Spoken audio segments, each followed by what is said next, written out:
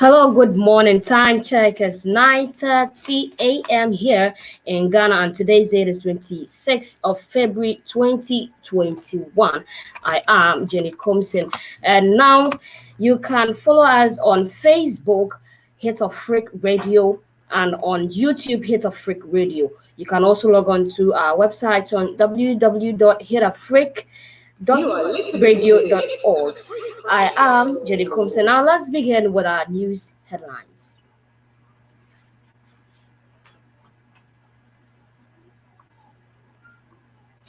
Absa Group earnings declined. And now moving on to a different story. A Japan deal is cleared and will inject liquidity into economy, says Ken Ofori Atta, and now Bank of Africa Managing Director demands review of 5% financial sector clean-up levy, and government committee to supporting activities of the public interest and accountability. There's also high-priced sanitary pads, which has pushed women to use diapers. And on our international front, Suez blockade is holding up 9.6 million US dollars goods a day.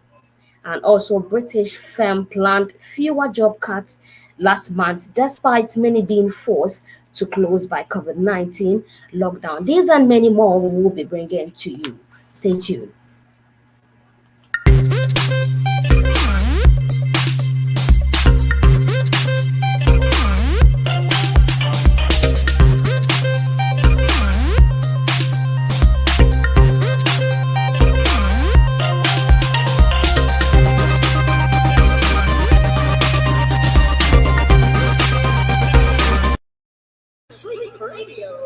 If you just tune in, this is a business segment here on HitzAfrik Radio, and we're live on YouTube, Facebook, and all our social media platforms as well. Now, beginning with our first story, Absa Group Limited has posted 51% decline in normalized headline earnings to 8 million after impairments nearly tripled to 20.6 million amid the economic downturn that was precipitated by the coronavirus pandemic.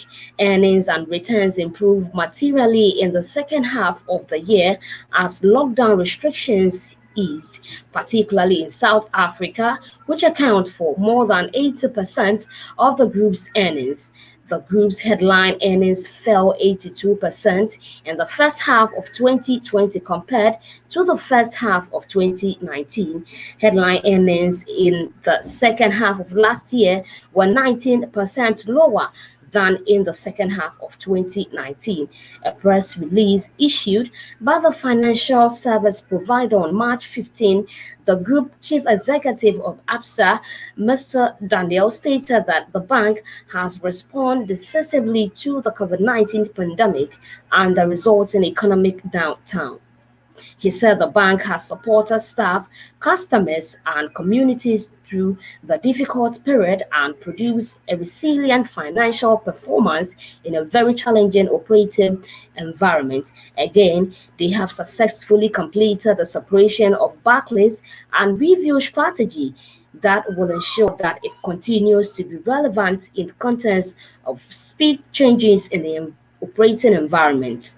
Now, as COVID-19 lockdown restrictions were implemented across countries last year, Absa moved swiftly to adopt remote work and implement payment relief measures for clients and to launch initiatives to support the communities they serve while ensuring operational and financial resilience.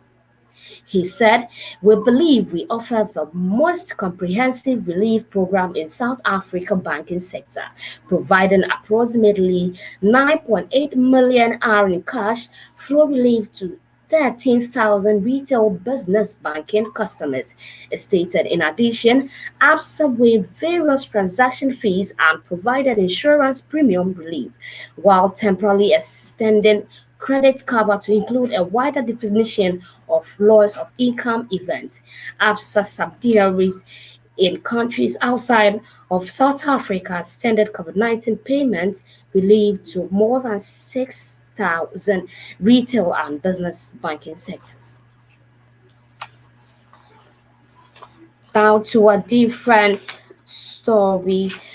The President Nana Addo Akufo-Addo has said the government will continually cooperate with the Public Interest and Accountability Committee to carry out its mandate. Speaking at the 10th anniversary celebration of PIAC, President Nana Addo Dankwa said the government has given PIAC enough resources to implement its policies and programs since 2017. Now, the president was hopeful that the existing cooperation between the Public Interest and Accountability Committee and the government will be strengthened.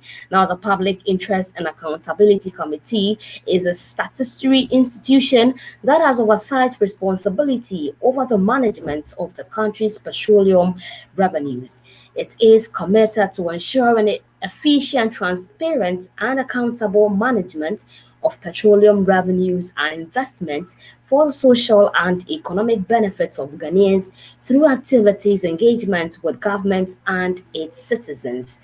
Just recently, the Public Interest and Accountability Committee elected new executive to steer the affairs of the committee. Now, there's been high price of sanitary pads, which has pushed women to use sanitary pads. Sanitary pads are noted to be one of a luxury item by the Ghana Revenue Authority, and thus they attract an import tax of 20%. In a country that heavily depends on the economic participation of women, high prices of sanitary pads do not only widen the gender gap but prevent women from productively contributing to the development and empowerment of the nation. The expensive price of sanitary pads has forced some women to adopt uneasy methods like substituting diapers for sanitary pads. Adwa, a store owner at Kaswa, says these days women prefer diapers. We sell them individually, so they are more affordable than the pads. They can't afford the 7 cedis or 5 cedis pads. With 1 Ghana cedis, they can get diapers. She again disclosed the persons might not have money.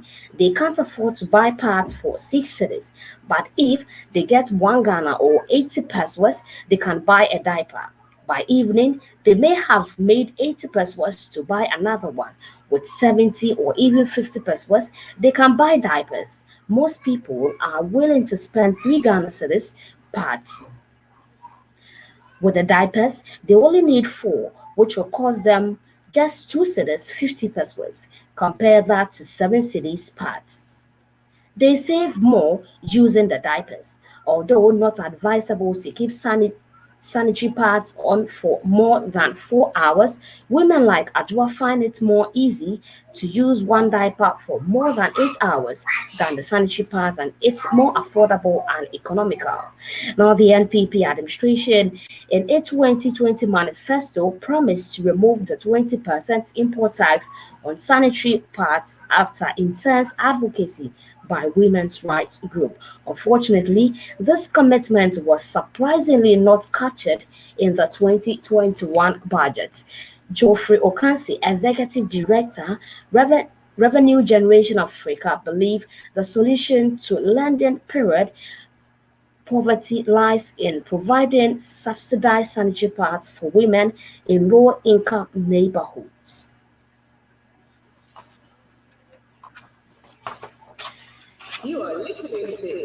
Now let's look at Kennedy Oforiatta. The finance minister designates Ken Oforiatta has re-emphasized government position to resubmit the Ijapa royalties transaction to Parliament for scrutiny and approval, as stated by President Akufo-Addo in his State of the Nation's address.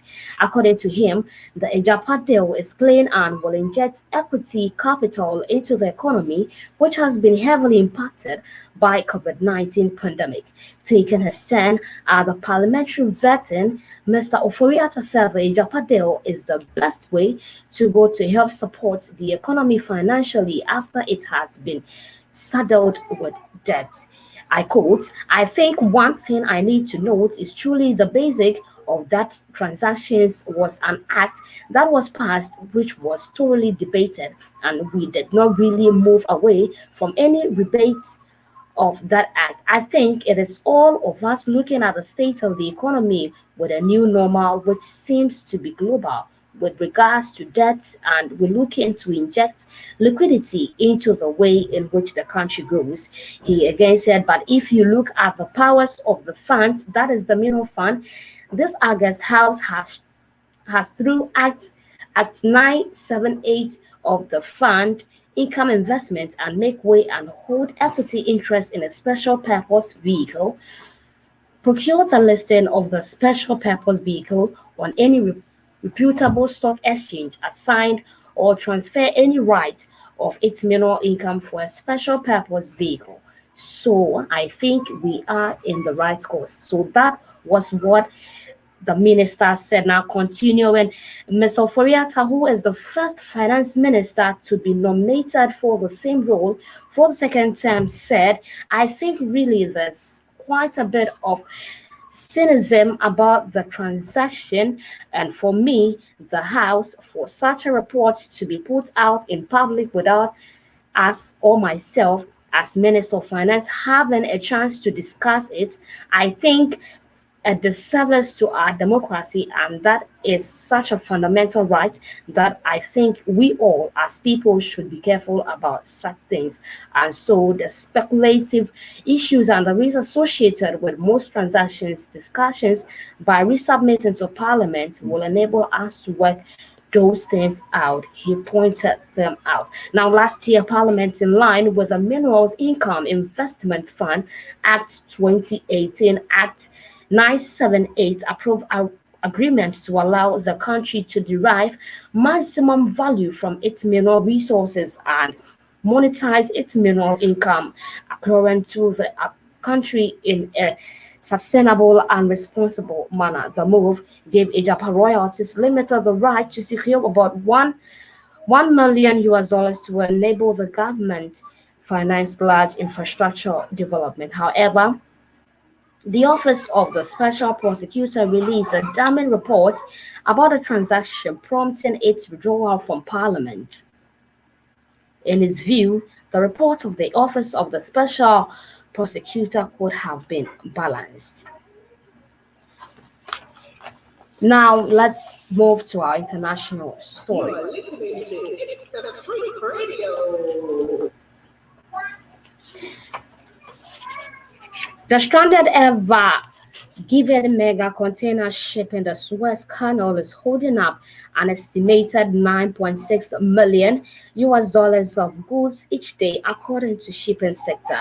Now, this works out at 4 million an hour in trade along the waterway, which is a vital passageway between east and west. Now, data from shipping experts Lloyd's values the canal westbound traffic at roughly 5.1 million US dollar a day and eastbound daily traffic at around 4.5 million US dollar. Now, despite efforts to free the ship, it could take weeks to remove the expert says. Now, the Ever Given, operated by Taiwanese company Evergreen Marine, is the length of 4 football pitches and one of the world's biggest container vessels. Now, the 200,000-ton ship is capable of carrying 20,000 containers. Its blockage is causing huge tailbacks of other ships trying to pass through the Suez Canal. Now, the canal, which separates Africa from the Middle East and Asia, is one of the busiest trade routes in the world, with about 12% of total global trade moving through it. According to Lloyd's tracking data, there are more than 160 vessels waiting at either end of the canal. These include 41 bulk carriers and 24 crude tankers. Along with oil, the sea traffic is largely consumer products such as clothing, furniture, manufacturing components, and car parts. He said the ship appeared to be hard fast aground, adding that freeing the vessel from the bank was taking much longer and was more complicated than had been initially expected.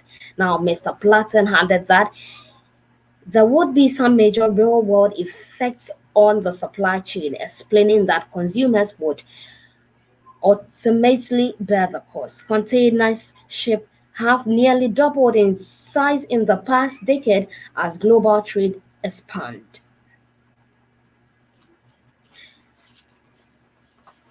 Now, about 26,600 jobs were put at risk, one-fifth below January's figure and slightly lower than February 2020. Now, the numbers suggest that government support schemes have helped prevent the mass redundancy seen in the first lockdown. Now, figures from the Insolvency Service were obtained by a BBC Freedom of Information request. Employers planning 20 or more redundancy have to notify the government via the insolvency service by filling a form called HR1. Because these filings happen at the start of the redundancy process, they give an early indication of the labor market changes months before they show up in unemployment figure published by the Office for the National Statistics. Now, numbers vary considerably from month to month, so it is hard to draw conclusions from small changes. But there is no sign of a significant spike in job cuts as seen last summer, when businesses were first counting the cost of large parts of the economy being forced to shut. Government support schemes, such as the Full-Off scheme, where the government contributes to workers' wages as struggling firms, have helped to keep redundancy and unemployment figure down. At least 4.7 million workers were on furlough at the end of February, according to provisional figures from HMRC. In March, the Chancellor announced that furlough would be extended until the end of September, but experts fear that unemployment and business failures will increase again as government support is withdrawn. A lot of those firms are not going to be able to afford to pay the full wages after 30th September. Now, says Dr. Nicola, head arm of Red Flag Alert, a company that monitors the financial health of companies.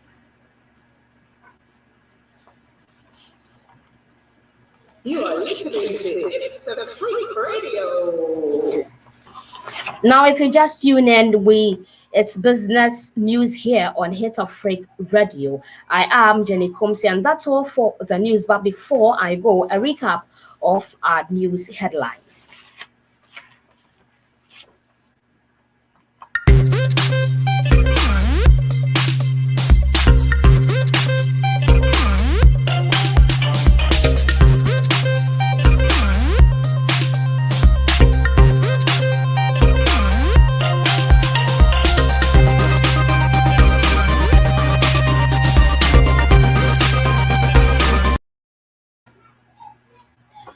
All right, so if you just tune in, this is HitzAfrik Radio, and this is the business news with me, Jenny Humson.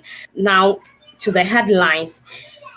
Absa Group earnings declined, and we also look at Bank of Africa Managing Director demands revenue of 5% financial sector cleanup levy, and also government committed to supporting activities of the public interest and accountability firm. Now, high price of sanitary pads has pushed women to use diapers, and also on international front, we dealt with Suez blockade holding up 9.6 million goods a day. Now, British firm planned fewer job cuts last month, despite many being forced to close by COVID-19 lockdown. Now, that's all the news I have for you here on HitzAfrik Radio. I am Jenny Comson. You are listening to It's a